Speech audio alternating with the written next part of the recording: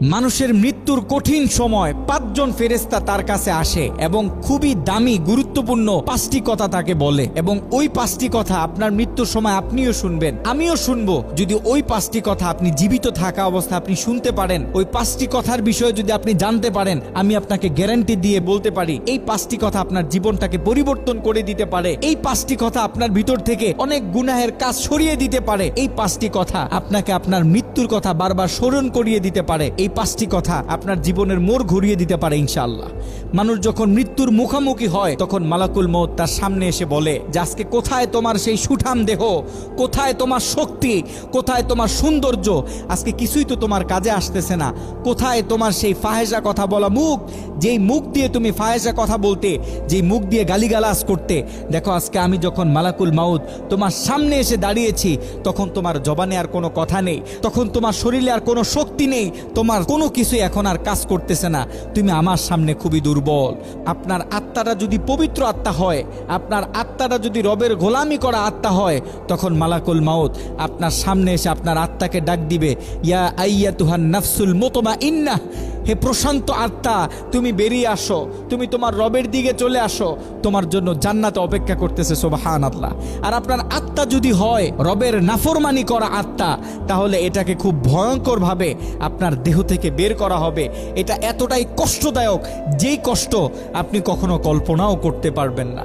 মানুষ যখন মৃত্যুবরণ করে, যখন তার শরীর থেকে এই পৃথিবীর কাপড়গুলোকে কেটে কেটে সরিয়ে নেওয়া হয়, যখন তাকে কাফনের কাফন পরানো হয়, তখন একজন ফেরেশতা তার কানে কানে এসে বলে, কোথায় তোমার সেই দামি বাড়ি, কোথায় তোমার ধন সম্পত্তি, তুমি যে হালাল হারামের দিকে না তাকিয়ে হাজার হাজার লক্ষ লক্ষ কোটি কোটি টাকা ইনকাম করেছো, তুমি দামি দামি পোশাক পরার জন্য, দামি ফ্ল্যাটে থাকার জন্য, তুমি তোমার শরীরের দিকে একটু তাকিয়ে দেখো, তোমার সেই দামি কাপড়গুলো তোমার আত্মীয় স্বজনরা তোমার শরীর থেকে ব্লেড দিয়ে কেটে কেটে নামিয়ে ফেলেছে, তোমার শরীরে সাদা কাফনের কাপড় পরিয়ে দেওয়া হয়েছে, দুনিয়ার দামি কোনো কাপড় তোমার শরীরে নেই। কিসের জন্য তুমি তোমার সারাটা জীবন ব্যয় করলে? তোমার ফ্ল্যাটে তো তোমাকে আর রাখা হইতেছে না, তুমি একটু তাকিয়ে দেখো, তোমার ঘরের বাইরের উঠোনে তোমাকে শুইয়ে রাখা হয়েছে। কোথায় তোমার বাড়ি, কোথায় তোমার টাকা পয়সা, কোথায় তোমার ধন সম্পদ? তোমার মৃত্যুর পর আজকে তো কিছুই কাজে আসতেছে না। ওই মৃত মানুষটাকে যখন জানাজার জন্য দাঁড় করানো হয়, যখন সবাই জানাজা নামাজ পড়ে, জানাজার নামাজ শেষ করার সাথে সাথে একজন ফেরেশতা তার কানে কানে এসে বলতে থাকে, আজকে তুমি এমন এক সফরের উদ্দেশ্যে রওনা হইতেছো, আজকে তুমি এমন এক সফরের উদ্দেশ্যে রওনা হইতেছো যেই সফরের শুরু আছে কিন্তু কোনো শেষ নেই। তুমি তোমার জীবনে এত বড় সফরে কখনো রওনা হওনি, আজকে তুমি এমন এক গন্তব্যের দিকে আগাইতেছো যেই গন্তব্যের শুরু আছে কিন্তু কোনো শেষ নেই। আজকে তুমি এমন এক ভয়ঙ্কর জায়গার দিকে আগাইতেছো যেই জায়গাটা এতটা অন্ধকার যেটা তুমি কখনো কল্পনাও করনি। আজকে তোমাকে এমন এক জায়গায় রাখা হবে যেই জায়গায় তুমি এর আগে কখনো শুয়ে দেখোনি। আজকে তোমাকে এমন এক ভয়ঙ্কর জায়গায় রাখা হবে, আজকে তোমাকে এমন এক জাতির সাথে রাখা হবে যেই জাতির সাথে এর আগে তুমি কখনো পরিচিত হওনি। আজকে তোমাকে এমন এক ঘরে রাখা হবে যেই ঘরের সাথে পৃথিবীর কোনো মানুষের সাথে কোনো সংযোগ থাকে না, কোনো কানেকশন থাকে না। আজকে তোমাকে এমন জায়গায় রাখা হবে যে জায়গায় তুমি অনন্তকাল একা পড়ে থাকবে, তোমার সাথে না কেউ কথা বলবে, তোমার খোঁজ খবর না কেউ নিবে, না তোমাকে কেউ জিজ্ঞাসা করবে তুমি কেমন আছো। আজকে তুমি একা, আজকে থেকে তুমি একা, আজকে থেকে তোমার সাথে পৃথিবীর আর কেউ কোনো সম্পর্ক রাখবে না।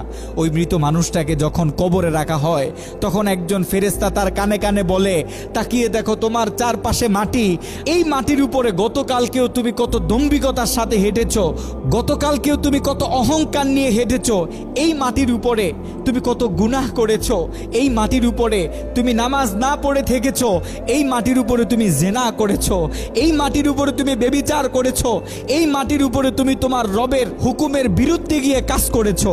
আজকে তুমি সেই মাটির ভিতরে চলে এসেছো। মনে রেখো, যদি তোমার আমল নামা ভালো হয়, যদি তোমার রব তোমার উপর খুশি থাকে, তাহলে তোমার সাথে এই মাটি খুব ভালো ব্যবহার করবে। আর যদি তোমার আমল নামা খারাপ হয়, যদি তোমার ভিতরে গুনাহ থাকে, তাহলে এই মাটি তোমার সাথে এমন ব্যবহার করবে, এই মাটি তোমাকে এমনভাবে চাপ দিবে যেটা তুমি কল্পনাও করতে পারবে না। এই মাটি তোমার সাথে এমন ভয় ভয়ঙ্কর আচরণ করবে যেটা তোমার কল্পনার বাইরে। এই মাটি খুব ভয়ঙ্কর, এই মাটি খুব পাষাণ, এই মাটি যার সাথে ভালো ব্যবহার করে তার সাথে ভালো, আর যার সাথে খারাপ ব্যবহার করে তুমি এটা সহ্য করতে পারবে না। এই মানুষটাকে যখন সবাই দাফন করে চলে যায়, তখন একজন ফেরেশতা তার কানে কানে বলে, তাকিয়ে দেখো যেই সন্তানের জন্য তুমি এত কিছু করেছো, তাকিয়ে দেখো যেই স্ত্রীর জন্য তুমি এত কিছু করেছো, তাকিয়ে দেখো যেই মা বাবার জন্য তুমি এত কিছু করেছো, তোমার ভাইয়ের জন্য এত কিছু করেছো, সবাই তোমাকে এই কবরে ফেলে চলে গেছে, কেউ তোমার জন্য অপেক্ষা করেনি, সবাই তোমাকে রেখে চলে গেছে। আজকে তুমি একা, আজকে তুমি একা। তাকিয়ে দেখো তোমার চারপাশে অন্ধকার, তোমার জন্য কেউ অপেক্ষা করেনি, তোমার কবরে রেখে কেউ 10 মিনিট তোমার জন্য অপেক্ষা করেনি। আজকে থেকে তুমি তোমার রবের কাছে থাকবে। যদি তোমার আমল নামা ভালো হয় তুমি শান্তিতে থাকবে, আর যদি তোমার আমল নামা খারাপ হয় তোমাকে এমন আযাব দেওয়া হবে যেটা তুমি সহ্য করতে পারবে না। প্রিয় ভাই, প্রিয় বোন, আমরা কত অন্ধকারকে ভয় পাই। রাতে ঘুমানোর সময় রুমে ছোট্ট একটা ডিমবাতি জ্বালায় রাখি। যদি জিজ্ঞাসা করা হয় এই ডিমবাতিটা কেন জ্বালানো হয়েছে, তখন আমরা বলি যে আমি অন্ধকার ভয় পাই। সামান্য কয়েক ঘন্টার রাত্রির অন্ধকার, এটা যদি আমরা তাও আলো ছাড়া না ঘুমাইতে পারি, তাহলে ওই কবরের ভিতরে অনন্তকাল, বছরের পর বছর, যুগের পরে যুগ, দিনের পরে দিন আমরা কিভাবে সেই কবরে অন্ধকারে একাকী থাকবো। একটু চিন্তা করে দেখেন, আমরা কি সকলে মরবো না? আমরা এই পৃথিবীতে এমনভাবে থাকতেছি মনে হয় যেন এই পৃথিবীতে আমরা চিরস্থায়ী একটা বাসিন্দা। অথচ আপনার আমার রব তো বলে দিয়েছে, কুল্লু নাফসিন যায়কাতুল মাউত, প্রত্যেকটা মানুষকে মৃত্যুর স্বাদ গ্রহণ করতে হবে। আপনি আর আমি এই পৃথিবী থেকে চলে যাব, কেউ এই পৃথিবীতে থাকবে না। আমাদের উচিত আমাদের রবের দিকে ফিরে আসা, আমাদের উচিত আমাদের মৃত্যুটাকে ভয় পাওয়া, আমাদের উচিত আমাদের মৃত্যুকে দৈনিক স্মরণ করা। যদি আমরা আমাদের মৃত্যুটাকে প্রত্যেক দিন স্মরণ করি, তাহলে আমাদের ভিতর থেকে অনেক গুনাহ চলে যাবে, আমাদের ভিতর থেকে অনেক গুনাহ চলে যাবে, আমাদের ভিতরে পরিবর্তন চলে আসবে, আমরা আমাদের রবের দিকে আস্তে আস্তে চলে আসব।